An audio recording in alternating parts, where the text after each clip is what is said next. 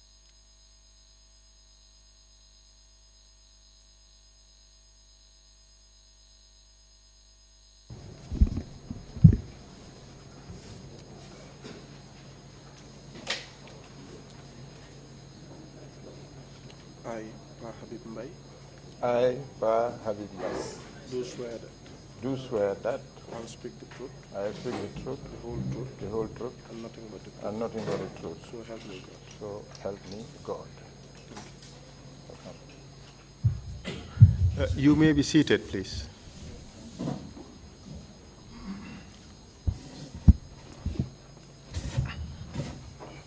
Good afternoon, Mr. Witness. Good afternoon, sir. Welcome to the TRRC. Thank you for welcoming me. I hope you have been treated to TRRC lunch and you Very are well.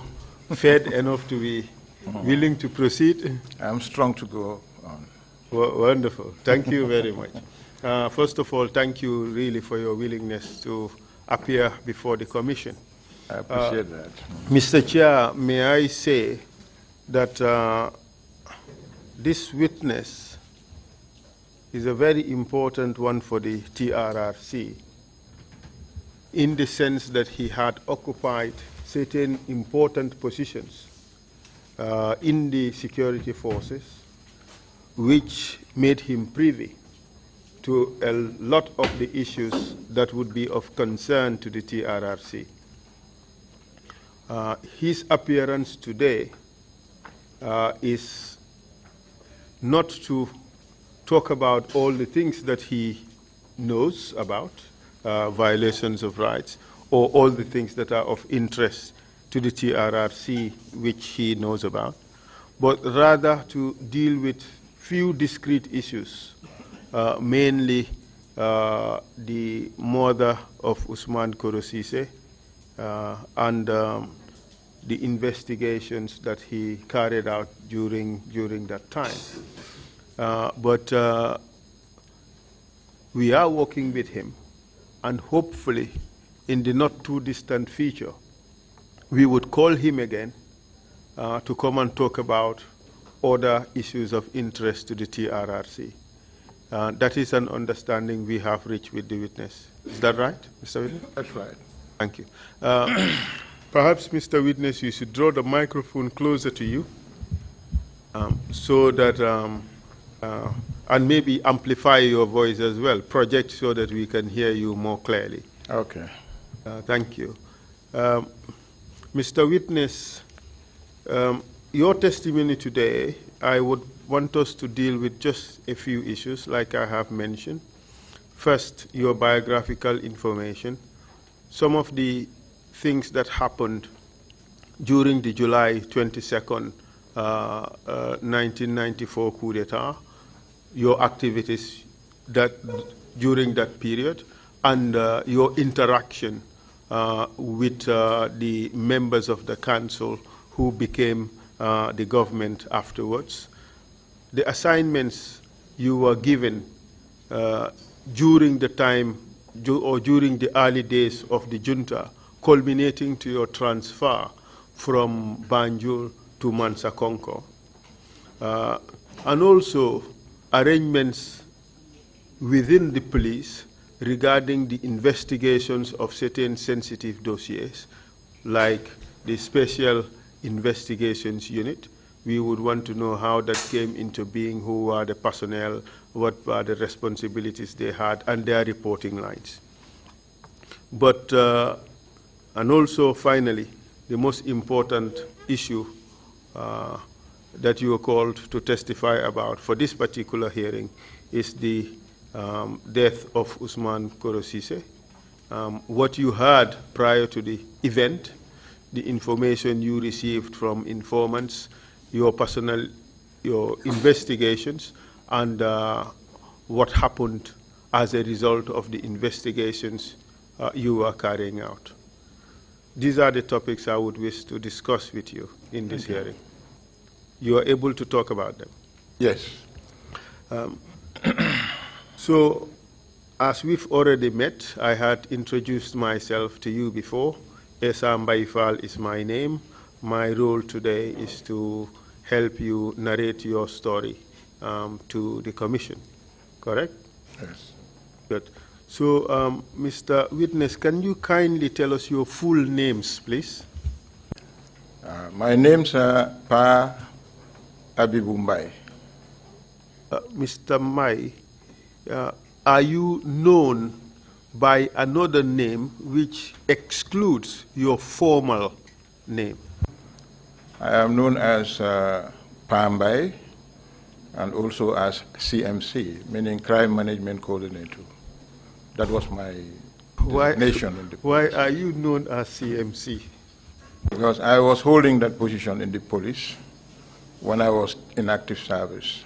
Many people must have held that position before you and certainly after you, but they're not called CMC.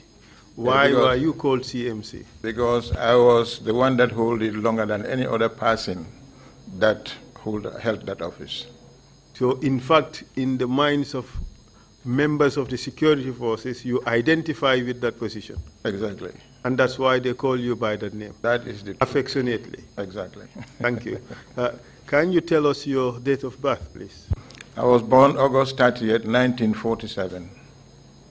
Where about? In Banjul, Where did you go to school? Serekunda Primary School. Then it was, since a primary school, it was called Serekunda Mohammedan School.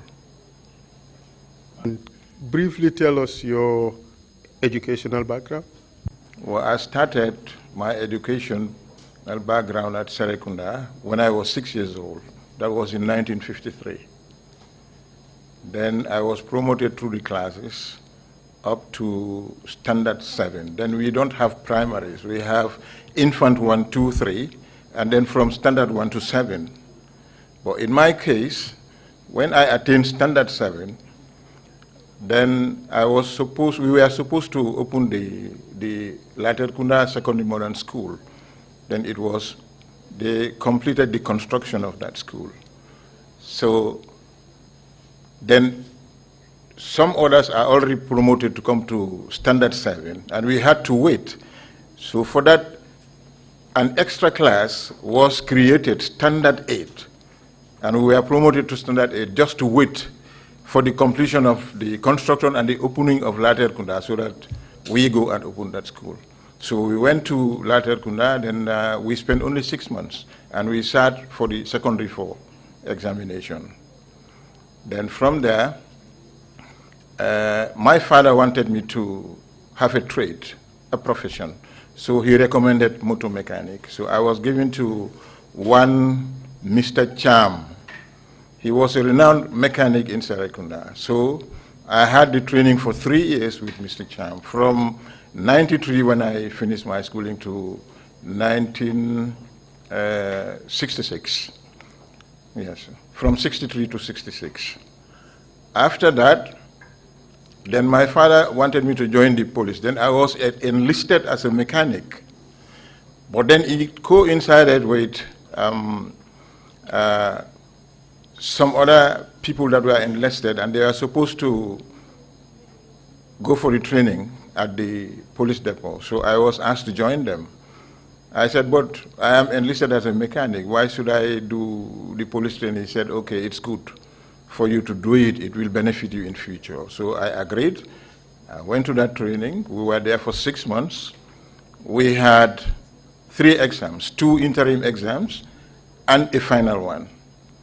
So it so happened that I took first in all the exams. So when we graduated and then we dispersed, then I was not allowed to go to the garage. So they decided that I should be posted to the police station in Banjul to become a diary keeper. I was there for 6 months, and then I was posted to the special branch of the police. Then there was no NIA, there was no NSS. Like the intelligence service was under the police force called the special branch. And we were very few, we were not even more than 20 people, you see. So I was there until 1977. Then I personally decided to quit that office. Well, why that is because I read a book entitled Dark Days in Ghana, written by Kwame Nkrumah, when he was overthrown, and the special branch was in trouble. The government that was overthrown blamed them, and the coupists also blamed them, so they were all arrested. So you thought the special branch was poison chalice? Exactly. So I decided to quit that office. You ran away from that. So from that office, then I was posted at Serekunda, then Basse.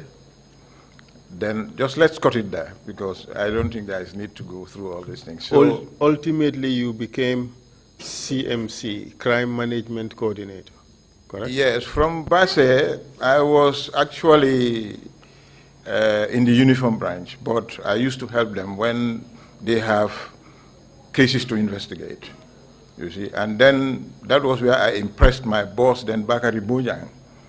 He is now in Birkama. Then he recommended that I should be posted to the CID. So they brought me to Banjul, and then I was posted to the CID. That is how I became CID. So in 1989.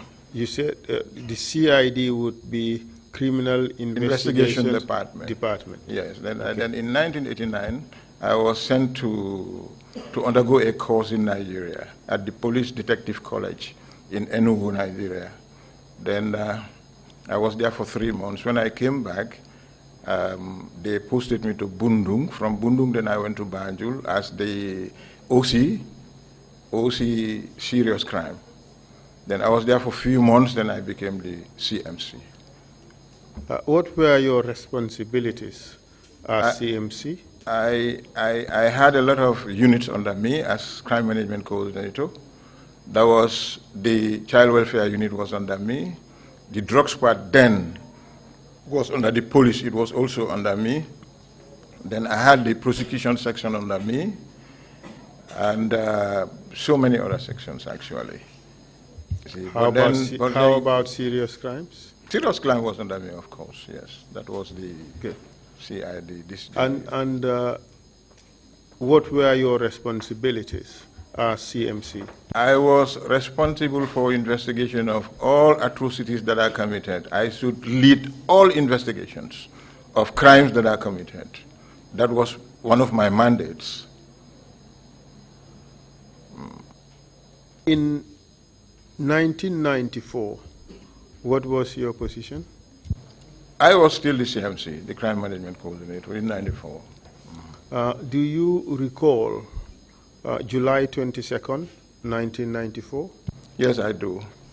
That morning, I left home I drove to Banjul to go to work. At around what time? That was, I left home around 7.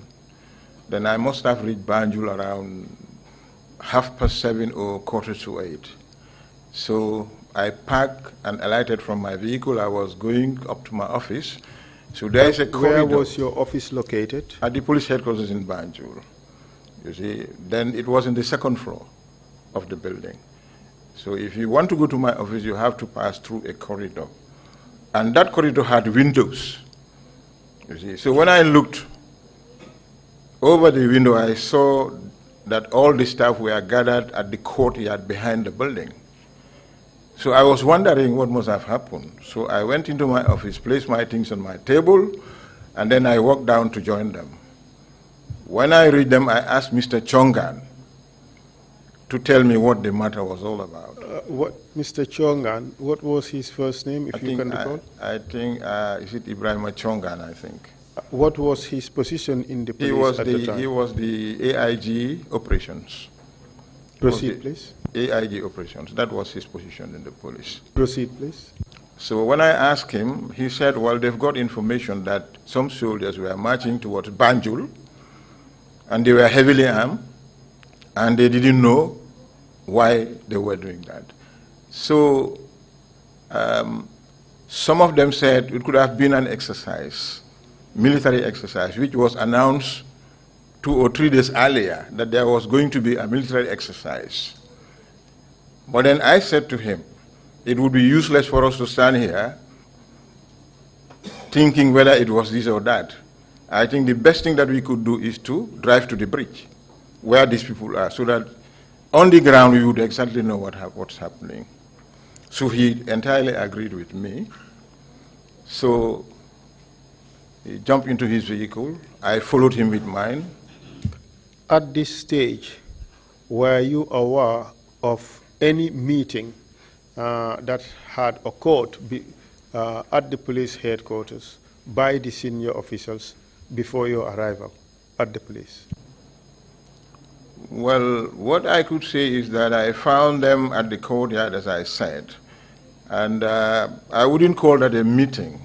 Could have been a meeting because everybody was gathered there. They converged there, and I found them discussing about what was going on. Apart from Mr. Ibrahim Chongan, AIG operations, yes, who else amongst the top bra of the police do you remember to have been present? The IGP was there, Mr. Jain. What was his full name? You know, the problem with police is they are more concerned with surnames than first name. Tell us the name that you know. President. Would that be Pasalajang? Pasalajang, exactly. You agreeing with me that it's Pasalajang, right? Exactly, that's his name. So who else was present? There was Mambo Nabojang. Yes. He was the OC serious crime at the time. There was also many senior officers actually. Everybody working in the headquarters was gathered at that place on that very day, all the officers. So after your conversation with Mr. Chongan, he got into his vehicle. You also did what? I got into mine, and then I followed him. We drove to the Denton Bridge. So we parked our vehicles at the beginning of the bridge, the Banjul side, and then we started walking towards the Serekunda end of the bridge. When we arrived at the middle of the bridge, I looked back, I saw Samsidin Sar coming towards us. So we stood and waited for him. When he arrived, Chongan asked him to go back. Which Samsidin Sar are you referring to? He was a soldier, an army officer. What was his rank at the time? Actually, that's a problem. I don't know soldier's rank. Okay, proceed, rank. Please. Yes. So when Chongan asked him to go back, he started pleading with him that they are also in the same dilemma that we were in. that he wanted to go to these people to know exactly what was happening. But still Chongan insisted, because he told him that I am the senior man here, so you have to obey my instructions. And my instructions are that you should go back. But then... So that was Chongan telling Samsudin Sar yes, that he, Chongan, was the senior man here, exactly. and he was given instructions, and Samsudin Sar was obliged to obey. Exactly. That's your testimony. Exactly. Good. Proceed. But please. then he continued to plead. Then I intervened. I told Chongan to allow him to go. So far as they are in the same dilemma with us, what we are here to find out is the same thing that he is here for. So then Chongan agreed. The three of us walked towards the end of the bridge. At the end of the bridge, we found Captain Suare. He was the one at the end of the bridge with his men. Of which force, Captain Suare? Which force did he belong to, if you can recall? Suare, if I remember rightly, if my memory serves me well, I think he was with the police at that point in time, if I remember rightly. Yeah. Do you recall which unit within the police? He was the intervention unit, police intervention unit, known as the PIU. Well, units in the police have gone through several changes. Maybe different wine being put in the same bottle on several occasions. At this stage, I don't think it was PIU. Do you recall the amalgamation of remnants of the gendarmerie into the police? Do you recall that? Yes. Do you recall the name of the unit that was designated for the remnants of the gendarmerie that were brought into the police? Do you recall? Do you recall TSG, Tactical Support Group? Tactical Support Group, exactly. That was the name given to them, to that group. Tactical Support Group. So your testimony is that Suare at the time was with the Tactical Support Group, which exactly. was part of the police. Exactly. Correct. And when you saw Suare there, what happened? Well, I approached and advised him that he should try to get reinforcement, because what I saw those people had at the time, the type of weapons they had, very sophisticated weapons. I said, I don't think you can hold them. So it's better for you to try and get reinforcement. That was what I told him. Then after that, At that point, where was AIG Chongan? He was with me. He was there standing. He was telling Suare that he must never allow these people to cross the bridge. Cost him whatever it may cost him. He should not allow them to cross the bridge. Did Suare say anything to the order given by Chongan and also to the recommendation that you made? Chongan actually Suare actually agreed that he will do as he was told by Chongan. He would never allow them. You see, so that was the time. Chongan himself, at one stage, he shot at them. They retaliated. Then that was the time I entered my car, because I advised him not to do that. I told him, you don't have to shoot these people, because what they have, compared with what you have, it would be suicidal for you to shoot at them. So I entered my car and returned to the headquarters. Later he was brought to the headquarters. He did not come, he was brought to the headquarters, to his office. And then he lied down on the floor, and then his office fan was open. It was put on for the air to blow him. That was what happened to him. So we were there until in the afternoon, maybe around 3 to 4 o'clock, everybody disappeared. The headquarters was totally empty. So when you left the bridge, you left Chongan behind? I left him behind. Okay. So you went back to your office. You were there until what time, you said? Around 3 to 4 o'clock. What happened after that? Then I went home. I went straight home. The following morning, At this stage, before you left for home, did you see any members, any soldiers come to the police station? no, it was the following morning when I came to work. I found the station was occupied by army officers. So that first day, July 22nd, up to the time you left your office, you did not see any soldiers occupy the premises? No. I did not see anybody. Okay. Right. Proceed with your story, please. Then the following morning when I came to work, I saw army officers occupying the police headquarters. They were standing at the entrance, allowing nobody to enter. They did not allow any officer to enter. So I stood there, trying to think of what I should do. So abruptly, I thought I should go to the State House and put some sense into the minds of these people, into the heads of these people that are there, the junta. So I drove my car. I was accompanied by one of my juniors called Jindo Sise. Then I drove into the State House through the back door, the Marina Parade door. So when I arrived, I alighted from my car and walked towards them. Where were they at the time? At the State House. Where in the State House? See, if you get into the State House from the Marina Parade door, the moment you arrive at the main building, if you look on your left, there was some kind of a round hut, open one. That was where they were seated. And that was Jame. Jame who?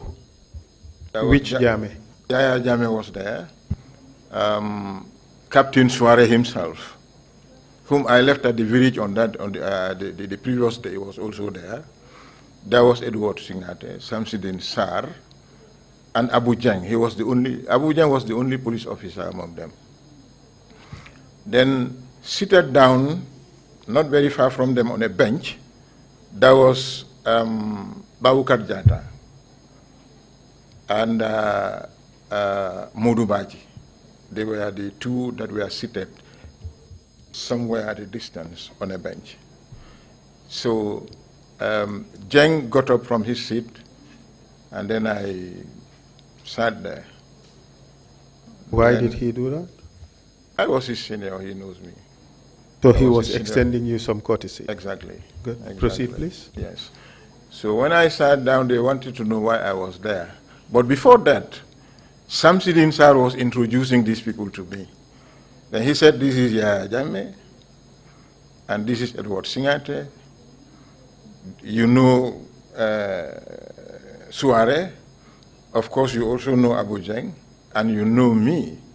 So when he finished this introduction, Edward abruptly took over and said to me directly, we have taken over this country.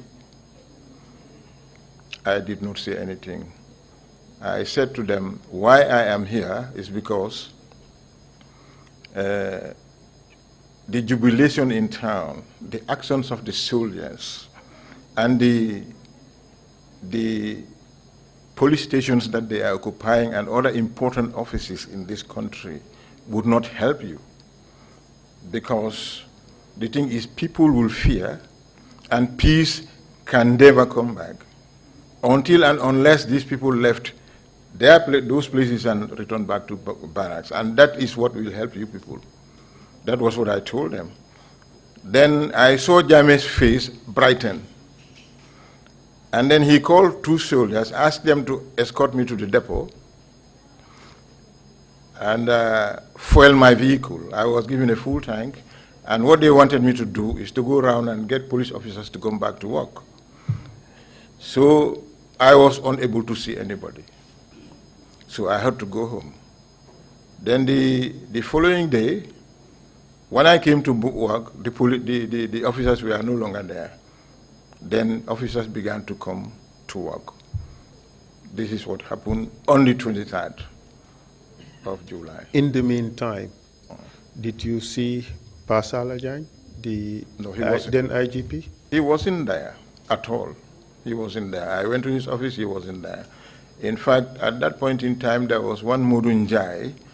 I think he's a brother to Ndao Njai. He came to the office and said he was the new IGP and he wanted the key to Pasala Jan's office.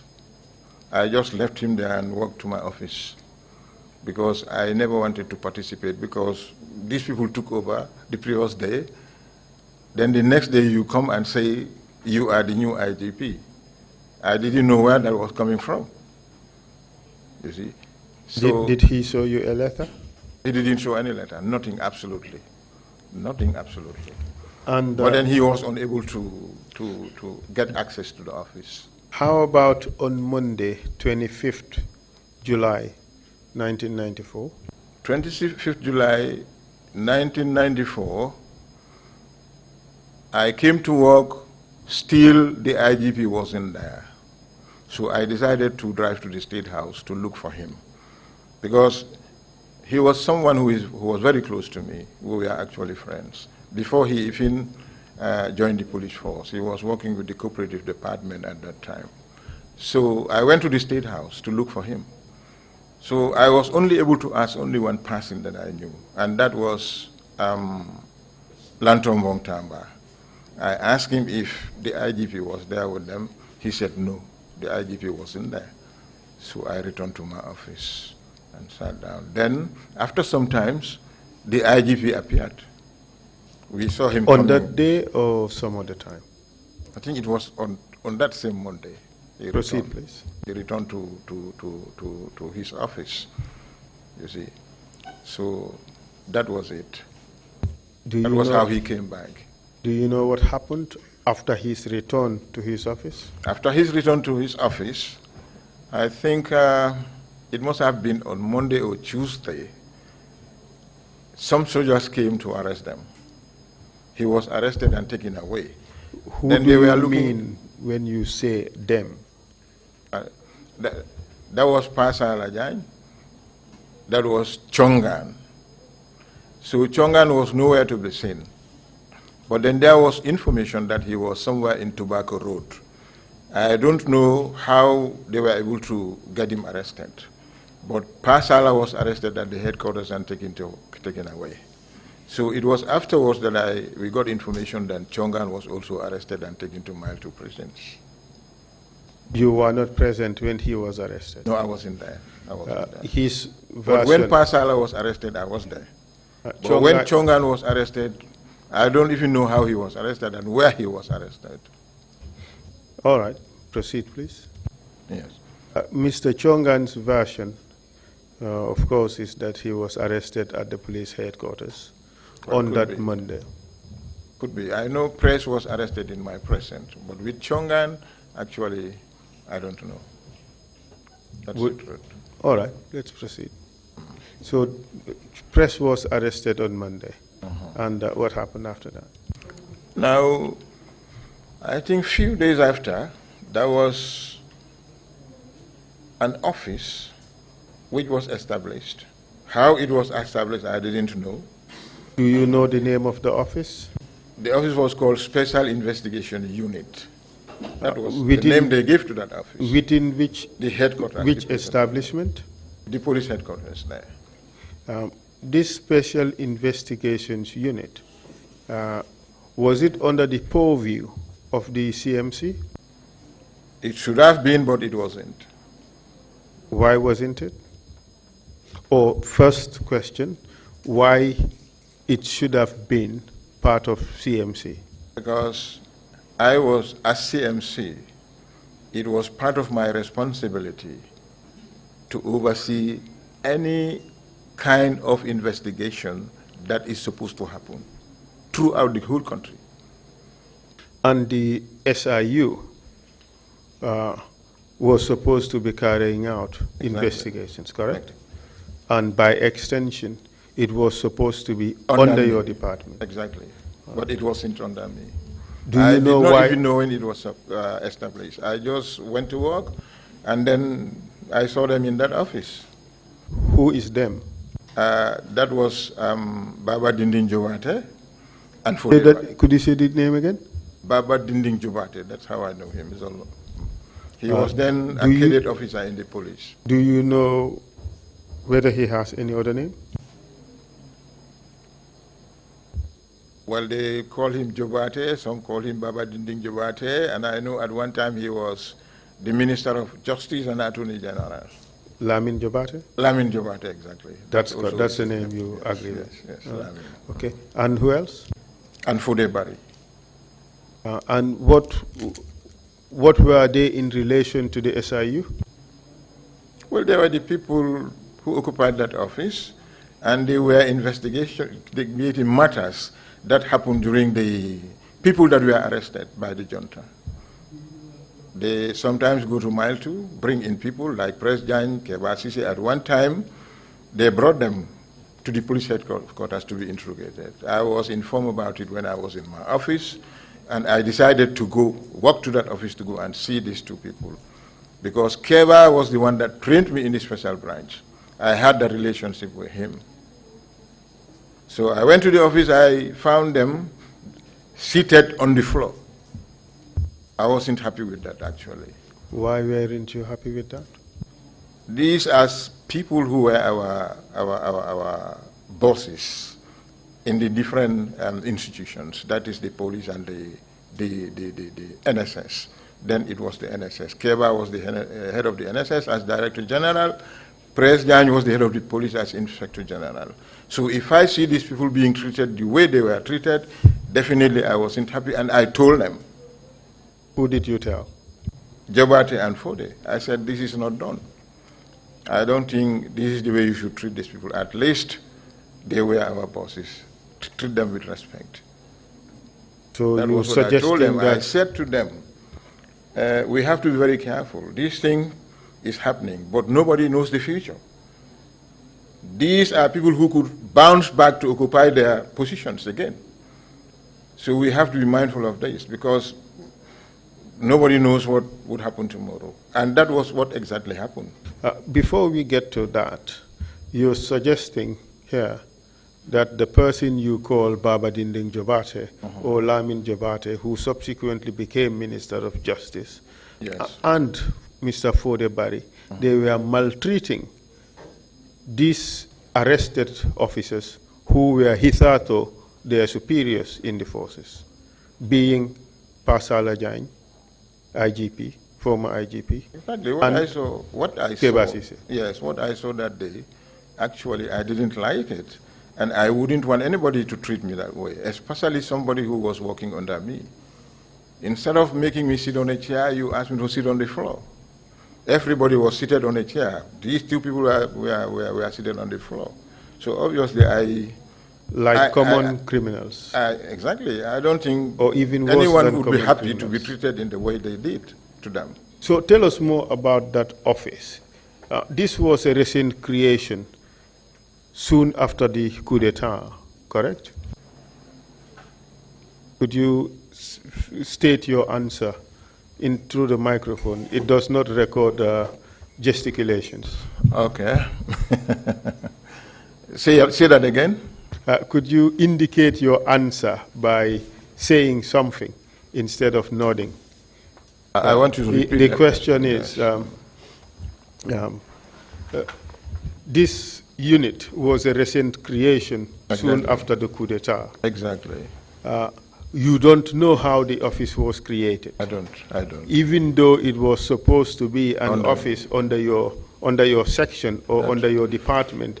You That's did not know anything about it. Absolutely nothing. Were you informed that two of your subordinates were designated to be running that office? No, sir.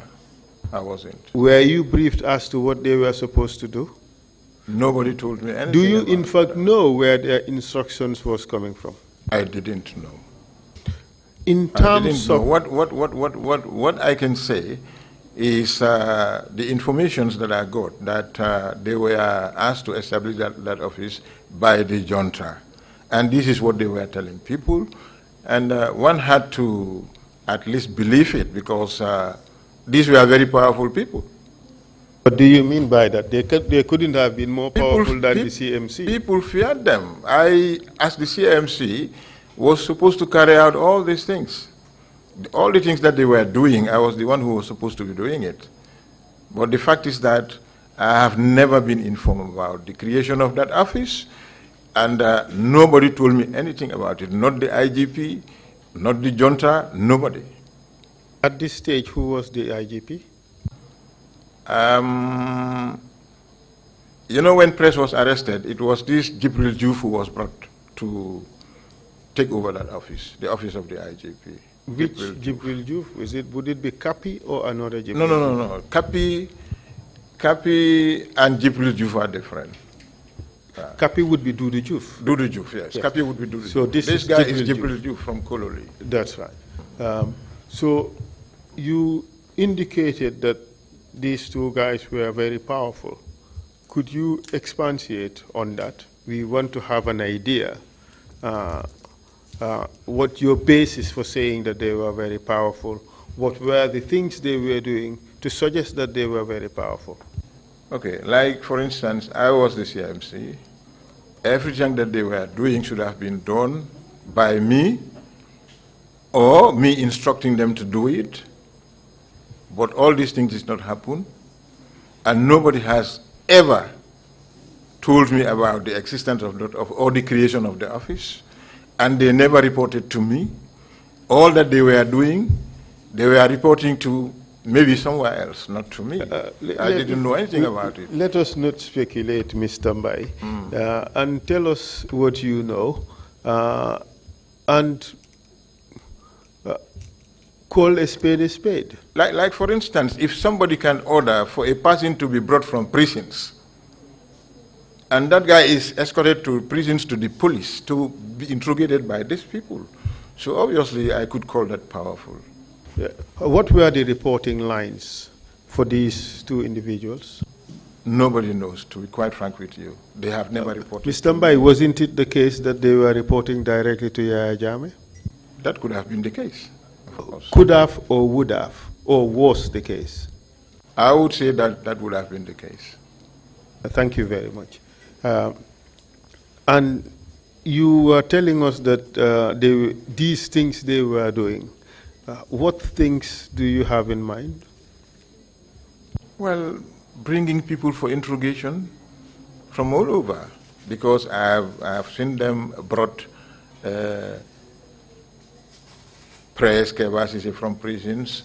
They also brought one Mr. Glenn and so many other people to that office for interrogation. So obviously, I thought these people definitely, they must have got their instruction from somewhere.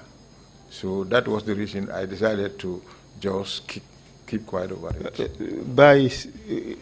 By saying that they must have got their instructions from somewhere, quote unquote, you leaving us with a gray area. We want that gray area. Of course, from the State House. From the State House. From the State House. That is what you're suggesting. That is what I'm From the President, that is what you're suggesting. Exactly. And therefore, that's the reason why they were powerful. Exactly. And that's the reason why these two subordinates were more powerful than the CMC. Very well. Would you say again? Well. That's the truth. That's the truth. Yeah. Good.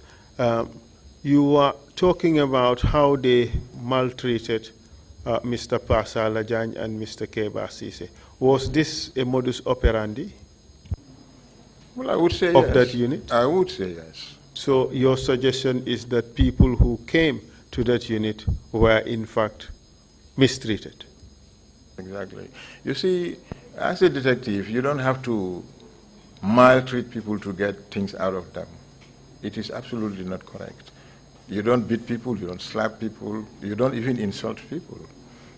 Thank you very much, Mr. Mbai. We would come back to these issues at a later stage. This is perhaps just the introduction, okay. But we would come back to it.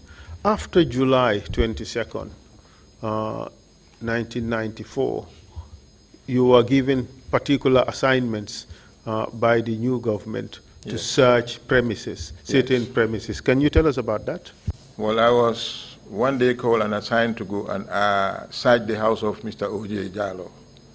O.J. Jallo, what is his Omar full Amadou name? Jallo. Yes. He was, at that time, he used to be the Minister of Agriculture in in the First Republic. And in the government of Barrow, he was also Minister of Agriculture.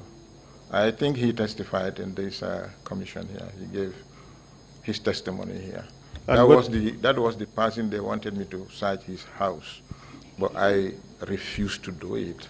They wanted my reasons of refusal. I told them that this guy is my childhood friend. We grew up together, and we are close friends, so you don't expect me to go to his house. His family looking at me, to searching his premises. I cannot do that. And they want us, what they wanted was to look for was foreign account numbers and documents relating to properties that they own.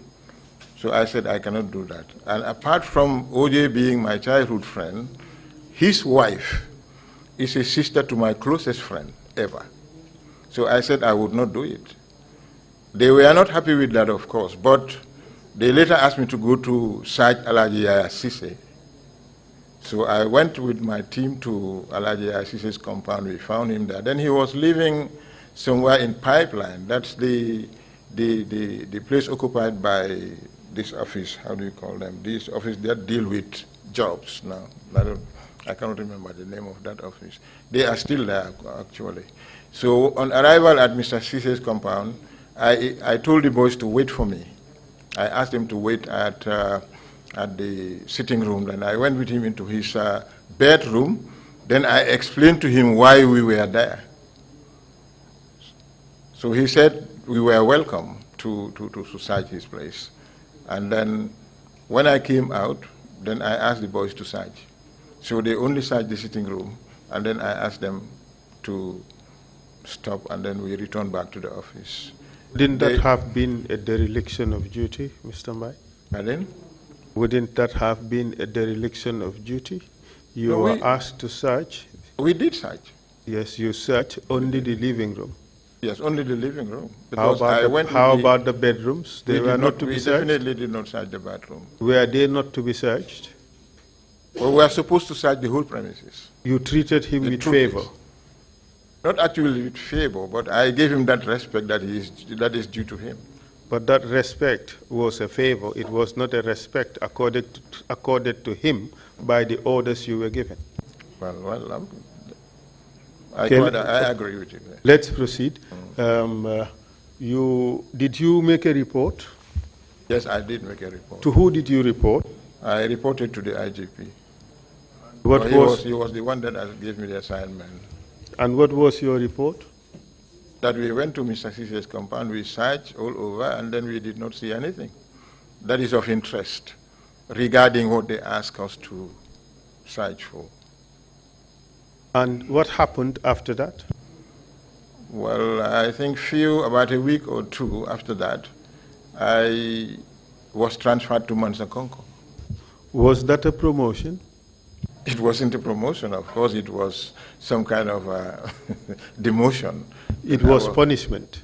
Punishment, yes. Why do you think you were being punished this time around? Because of my reaction towards the assignment given to me to go and search OJ's house, which I refused. And possibly also your failure to completely and thoroughly execute the order you were given. They did not know about that. Okay. They could have that's known what you think. Okay. And for how long were you posted at Mansakonko? I was there for 3 months. And then what happened after that? And then I was recalled and my office was restored to me. Then I was recalled to Banjul. Do you know why you were recalled? Because they started having problems of solving atrocities that were being committed, crimes that were being committed. It was difficult for them to solve those problems by way of investigation. So they had to call me back to Banjul, and then I was given back my office. Do you recall what time of the year this took place? It was around December. Around December? December, yeah. All right. And this December 1994? 94, yes. Okay. And in June of 1995, did you hear any rumors surrounding the work of the then Minister of Finance, Usman Korosise? Of course I did. What happened is there were speculations, or rumors, in other words, that the minister was supposed to give a budget speech to the parliament. And then there were some discrepancies, financial discrepancies, caused by the junta, which they never wanted the minister to disclose to the parliament. They asked him not to do that, but he insisted. All these are from information that I got. He insisted that he must disclose this to Parliament. Now, this is somebody, I don't know him that much, but from what people are saying about Kuro, he's somebody who conquered fear, I can say. He conquered fear. He doesn't fear anything. He was Whatever fearless. he feels that he should do, he would do it. Come what may. He was that type of person. Fearless and stubborn. Exactly. Fearless and stubborn. So the information that you received at the time was that he wanted to disclose financial irregularities or discrepancies involving the junta to Parliament. And the members of the junta wanted him stopped. They didn't like that to happen. They did not like that. No. Did you hear that from one person or from several quarters? No, this was something that being discussed everywhere, at all quarters. People were talking about it everywhere. It was rife, pretty much. And what happened afterwards? Did you hear anything? Did you receive any other information pertaining to that affected this particular individual? Yes. One night I was asleep, and around 1 o'clock going to 2 o'clock in the night, my phone rang. Then I woke up. I picked up my phone, and then I just opened the door and walked out of the house because I never wanted to disturb my family. They were all sleeping. Outside, then I answered the phone. The caller was one Mr. Cham. I know him as Cham Kasarina because he once owned a nightclub in Fajara called Kasarina. So that was the name I used to call him, Cham Kasarina. But he is somebody who was very close to me, and sometimes he would help me do my job. He wasn't a police officer, of course, but he was somebody who had local knowledge of the greater Banjul area. So sometimes when I'm in a dilemma, in solving problems, I would contact him to help me. So that night he called me. Call a spade, Mr. Mbai. He had lots of connections. He was my informer. He was your informant. That's right. Good. So was this the parliamentary? Was this supposed to be a meeting of Parliament in June in 1995? That's what you think, what you're talking about. Exactly, that's what I'm talking about. And yeah. By the meeting you were referring to, where Mr. Cisse was to deliver this report, it was not cabinet but Parliament. Correct? All right. Thank you very much. So, your informer or your informant gave you information that night about something he saw, correct? Yes. Can you tell us what he told you? Now, on the phone, he said to me, I have seen a Mercedes-Benz, black in color, that looks like the ones that the ministers have, driving towards Jambur, followed by a Land Rover, a dark blue-colored Land Rover. And they have passed Sukuta, and they are driving towards Tangi. Now, he said he was... Where? Towards Jambur. Proceed. Actually, he said he was skeptical as to why should that happen at that time of the night, and that was the reason why he called to inform me. So I thanked him. I said, okay, that's good. Thank you very much. You know, I will bear this in mind. So the following morning... At this stage, did that information mean anything to you? Did it mean much to you? It meant a lot. At that time in the night? It meant a lot to me because I could not understand a minister's vehicle followed by a Land Rover, because what he told me was the Land Rover looks like the one that was allocated to Edward Singate. That was the information he gave me in our telephone conversation. So I was wondering as to why should Edward's vehicle be following a minister's vehicle at that time of the night going towards Jambur? Well, why would that raise eyebrows at that stage? Edward was a minister. Edward was allocated that Land Rover. And ministers also had Mercedes Benzes. It could have been an Edward entourage going somewhere. Well, that could be true, but that time of that time of the night. So your that was my problem. Okay. Because this is something that he could have done during the daytime, but I could not understand. So your main issue was not about the vehicles involved, but the timing of that event. Exactly. That was my problem. Okay, proceed, please. Yes. So the following morning I went to work, and then there was speculations spreading like wildfire that Kuru's vehicle had an accident on the way to Jambu, that the vehicle knocked on a bridge and then caught fire, and the minister was burned within the vehicle. He was trapped in the vehicle and was burned within the vehicle. So my mind went to my conversation with Cham. Straight away I knew it must have been a foul play. So when I heard that, others were saying, there was also information that this guy was killed by the junta. All at the same time? Yes. These were saying it was, others were saying accident, others were saying he was murdered by the junta. And what I actually believe was that he was murdered, because I thought the motive for his murder could have been what he wanted to reveal in Parliament, and they never wanted him to do that. And to quieten him, the only thing they could do is to kill him. Because if they had dismissed him from his job, he could have still contacted the media and say it. So you're saying that sacking him was not a durable solution. They resorted to silencing him permanently. Permanently. That was exactly what I thought was what happened. So the day that the remains of Kuro was brought to was to be postmortem, then I went to the hospital to witness the postmortem examination. Was that normal?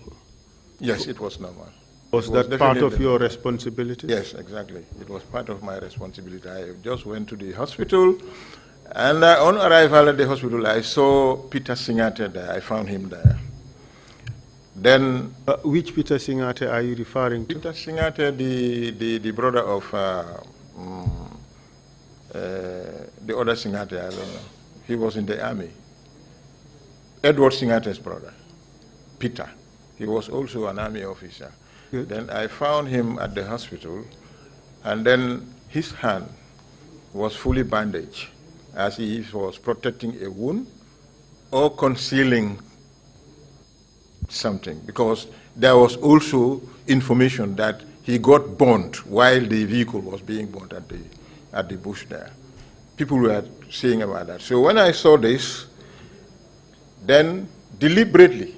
Where in the hospital did you see? At the mortuary. At the mortuary. Yes, at the mortuary. At the time, where were the remains of Mr. Sise? They just brought the remains out of the mortuary on a trolley. And then there were two doctors. One of the doctors was Dr. Sise, said to be an uncle to Kuro. That was what I heard them say at the hospital at that particular time. But then they were taking the remains to this unit, X-ray unit. From what I heard them say, they wanted to X-ray the remains of Kuro, and they were going towards the X-ray unit. Then I looked at Peter deliberately in the face, and I deliberately said, "This must be a foul play. This is not an accident. The accident must have been a frame-up, but this is definitely a foul play." Did he say anything? He did not say anything, but I saw in his face that he didn't like what I said. It was manifested on his face. How? See, how was it manifested? What happened is, The inner thoughts of any person in things like that would always manifest. This is psychological. It will always manifest on the somebody who is unhappy. If you look at him in the face, you know he's not happy. So by the expression on his face, you realize that he did not take too kindly to what you said. That's right. Exactly. That was what happened. So when I saw that, I just decided to go back to my office. I did not wait to witness the post-mortem. I returned to my office and decided to go and visit the scene where the accident took place.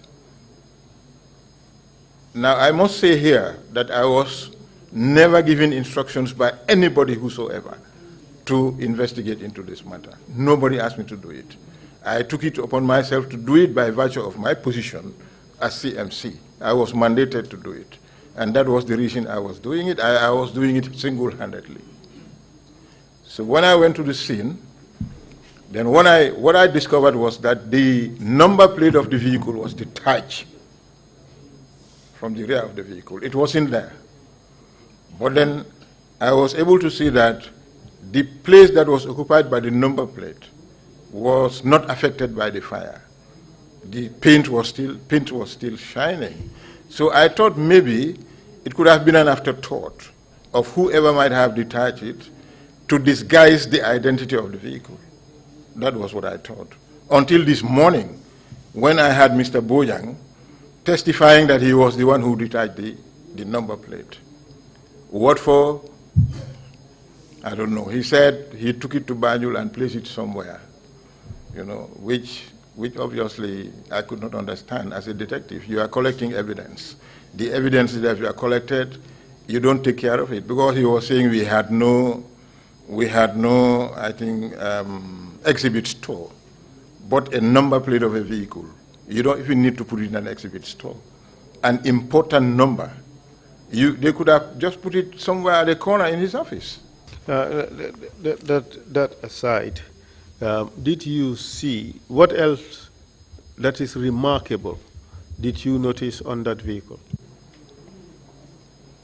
Well, apart from the number plate, when I saw that it was detached, it was nowhere to be seen, and I thought, as I just said, that it could have been done to disguise the identity of the vehicle. You see, like number plates for vehicles, they are very, very important.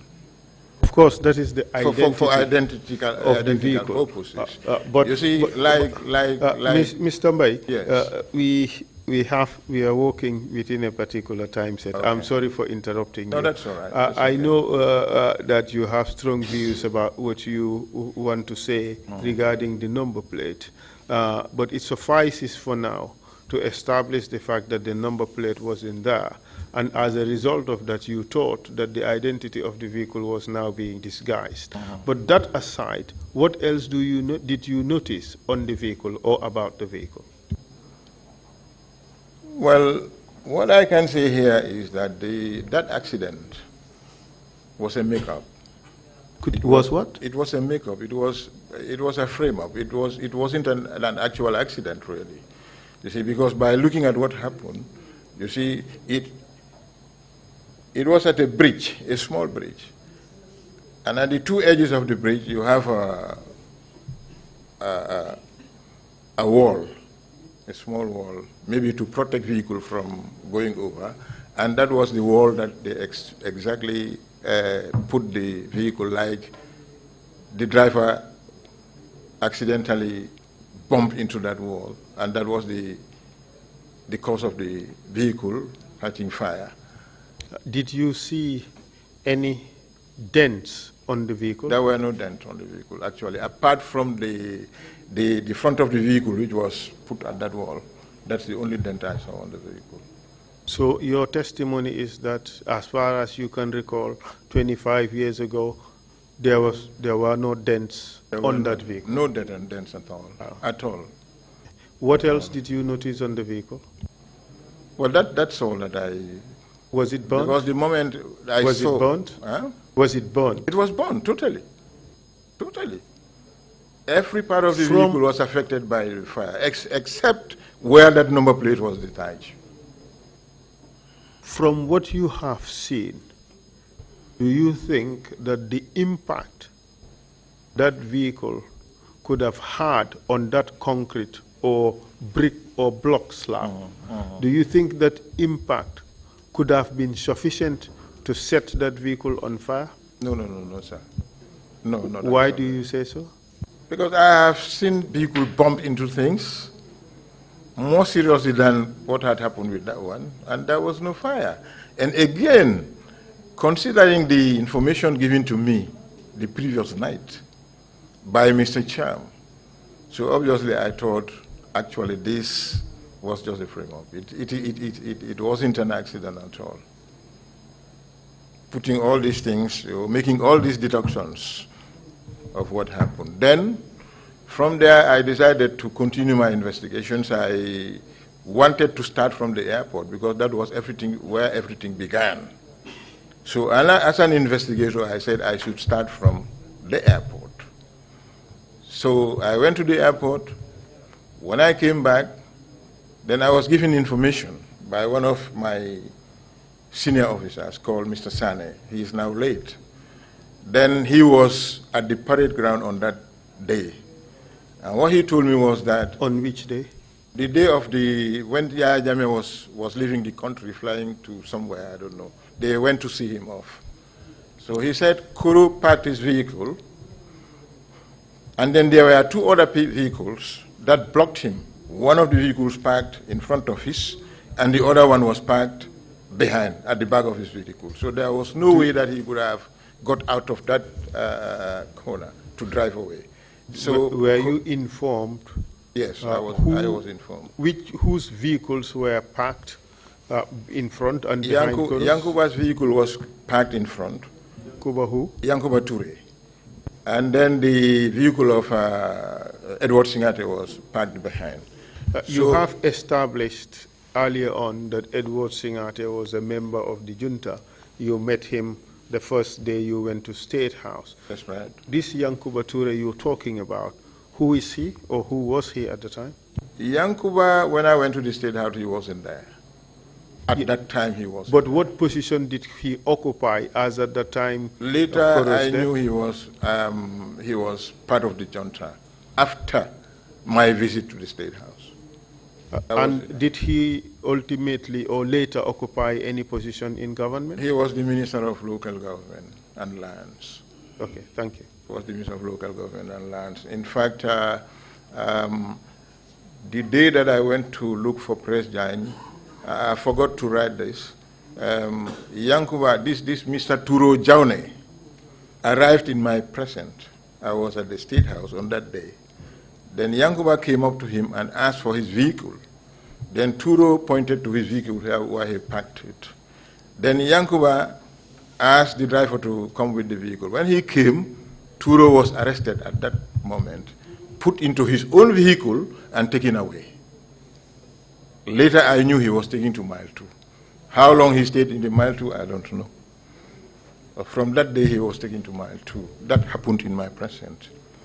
You see, that was the time I knew Yankuba also was somebody who was part of them. You see. So after all these things had happened, I was still doing my investigation. Then from the information that I was given about what happened at the airport, Kuru Sise, the Minister of Finance, was the first to arrive at his vehicle. But then he had no choice, he had to wait. Otherwise he cannot go. So Yankuba and Edward arrived. When they arrived, then they spoke. What they discussed, nobody knows. It was only known to them, as far as I am concerned. Then Edward jumped into his vehicle. Koro jumped into his vehicle. Yankuba joined Koro Sise in his vehicle. And then Yankuba's vehicle was driven by somebody. So, in a sense, your informant told you that when Koro arrived, Koro parked his car at some place at the airport. Yes. And Yankuba Toure's car was parked in front of Koro's car. Exactly. And Edward Singate's car was parked behind Koro's car, Yes. making it almost impossible For him. for Koro to leave without those cars or those obstacles being removed. Exactly. That is And exactly what I'm saying, yes. and thereafter, prior to departure, Koro Sise came back to his car, but he could not leave because of the fact that his car was blocked. Blocked, exactly. And your testimony is that later on, Edward Singate and Yankuba Ture came. Yes. There was a conversation. Edward jumped into his own vehicle, and Yankuba Ture left his own vehicle and joined Koro's vehicle. That is your testimony. That is my testimony. And what happened after that? And they left. So I returned to my office. 2 days later, I was still doing my investigations. The IGP called me. That was Mr. Jibril Juf, to his office.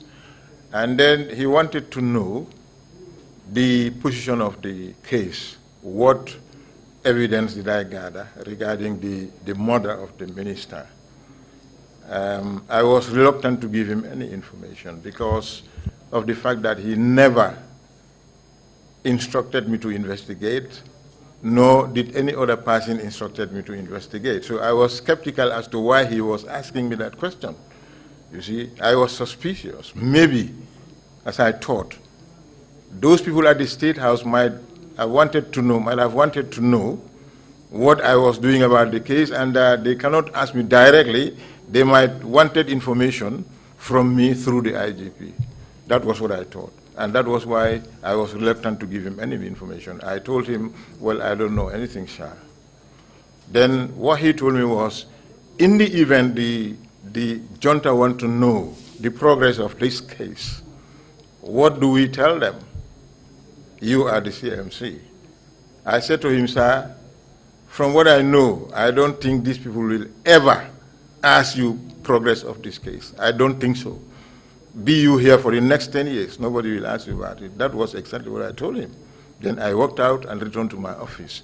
The following day, he called me and said, Yankuba Ture wants you in his office.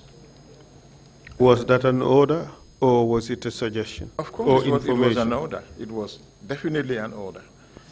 So which I obeyed. I went to his office at the Quadrangle. You went to whose office? Yankuba Ture's office at the Quadrangle. When I entered the office, he was bent on reading or writing something. Then he raised his head, looked at me for some times. Like, maybe, as in how many minutes? Maybe seconds? 1-2 minutes. He was looking at me. During that period, was he smiling at you? At all, he wasn't. He wasn't smiling at me at all. At all. As far as you're concerned, what message was being conveyed through that look of his on this, through the expression on his face? Well, actually, his countenance, as far as I am concerned, showed me that something wrong must have happened, because I saw in his face that he was kind of not happy with me. That was what I was able to detect. Was his look friendly, or was it menacing? It wasn't friendly, of course, not at all. Not friendly at all. Okay, it's not friendly. At all. Was it menacing? Was it threatening? I wouldn't say threatening, actually. Not threatening, because there was nothing threatening about his countenance on that day. But definitely, he was not happy with me. That was what I could have seen.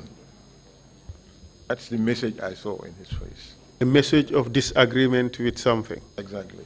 Did he say anything to you? No, he just looked at me for 1-2 minutes and said, it's okay, you can go back. He did not tell me anything, absolutely nothing. He just looked at me and said, you can go back to your office. And that... What message did you get from that? That I should prepare myself. I should prepare myself to quit. Because what I thought was, well, something is wrong somewhere, and the tendency is I might be sent home. That was exactly what I thought. So I returned to my office. The following day, Bai Nyasba, a cadet officer at that time, came into my office, quoting his exact words. He said to me, boss, I said yes. He said, 2 days go tomorrow. Those were his exact words. What did you understand him to mean by that? That 2 people will be sent home tomorrow. Oh, this sending home thingy, what does it mean? That you'll be sacked. Sacking people and sending them home. Proceed. So when he said this, I asked him, I hope I am not one of these 2 that are supposed to go home tomorrow. He said, no, no, sir. No, you are not one of them. Then when he walked out of my office, I decided to pack all my belongings, my personal belongings. Why did you put them do aside. that? Why did you do that? Because I suspected that the 2 that he said were to go home, the next day, I must have been one of them. That was exactly what I thought, and that was the reason why I packed my personal belongings. I did not stop at doing that. I also took a paper and wrote my handing over. When I finished writing my handing over, I signed the handing over officer's column, and then the taking officer's signature column, I left it blank. So after work, I went home. When I returned the following morning, it was on a Friday, the IG called me to his office. When I entered the IG's office, he said to me, I'm sorry, Mr. Mbai, we've got message from the State House that they no longer needed your services, that you should go home. I asked him, did they tell you what I have done? He said, no. So meaning I have not done anything wrong? He said, well, they did not tell me anything wrong that you have done. So I said, that's well and good. So that was how I packed up. Then he said, go and write your handing over. I said, I have done that already, sir. When did you do it? I said, yesterday. So you knew you were going to be sent home. Well, I said, I was hinted. I was indirectly hinted. I told him what happened in my office with buying us back. I explained that to him, and he understood. I said that was the reason why I wrote my handing over note yesterday. Were you told the reasons for your dismissal? In fact, I was not even given a letter. I was just asked to go home. It was 2 weeks later, that a police constable brought my letter to my home. Do you recall what the letter said? The letter said it was, it was a num. That kind of letter was actually given to anybody who was sent home, that I have been directed. It was an executive directive. I have been directed to inform you that your services have been terminated. Terminated. Executive directive. Full stop. That your services are terminated. Full stop. Nothing more, nothing less. So I just went home. Then it was 10 months later, then the IG sent to call me to his office. So when I went to his office, then FRI Jame was at that time the IGP. Then I was recalled and reinstated. Then my office was restored to me as CMC. So after 2 days, he called me, the IG called me to his office and said, look, the reason for your reinstatement is because we have a murder case at the terminal where a Fuller man was killed and his money was taken away, and it's becoming a problem for us to solve that problem. So we had advised to call you back, and that is why you are here. But it seems you are not doing anything. I said, well, it would be impossible for me to do anything because one person if one person is being looked for by the police, the army, the police intervention unit, they all were in half-die looking for one person. I said, you cannot see that person because knowing how half-die is, you will never be able to arrest that guy. Ask these people to go back to barracks. What he told me was that the then Minister of Justice, who was Fatou Bensouda, gave them the information that the boy was hidden somewhere in Abdai. I said, I don't think so, sir. This man must have left Banjul. He must have left Banjul. He is no longer in Banjul. Then he said, how do you know that? I said, because of the way you people are looking at him. If you take a whole bunch of people, 30 people from the different units of the security looking for one person, so obviously it would be difficult for you to get him. But up to the time of your dismissal, were you aware of any investigations being conducted with regards to the Korosise case? No, sir. I was not aware of any investigation. Were you aware that one of your subordinates, Mr. Bojang, was investigating the case? I was not, sir. Definitely I was not. Would I it, was supposed to be aware, and I was supposed to lead that investigation, but I was never aware that there is another group investigating that matter. I was not aware. so you were surprised to hear Mr. Bojang's testimony this morning? I was very much surprised when I heard him say that he led a unit to investigate into this matter. He himself said here that I was the CMC at the time. I heard him say that in his testimony here. Were you also, or would you also surprise you to note that Fode Barry was also investigating the matter?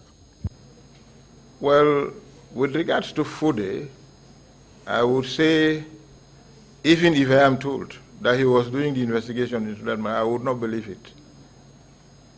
I Why? don't know anything about it. I have not seen him doing it, and we never discuss it. And if they say he was investigating it, well, I don't think I can believe that. Because he was engaged in some other things. They were engaged in this investigation of these special investigation unit cases. Wasn't this case special enough? It was more than special. It was the most serious case that happened at that time, in those days. It was a very, very serious case. In a nutshell, from your experience as a crime scene investigator who have visited the scene and have seen the remains of Mr. Korosise at the mortuary, and also as a person who has done some investigations about the matter and have received some information from your informants and have seen some of the alleged perpetrators, what is your take on what happened to Usman Korosise? So my take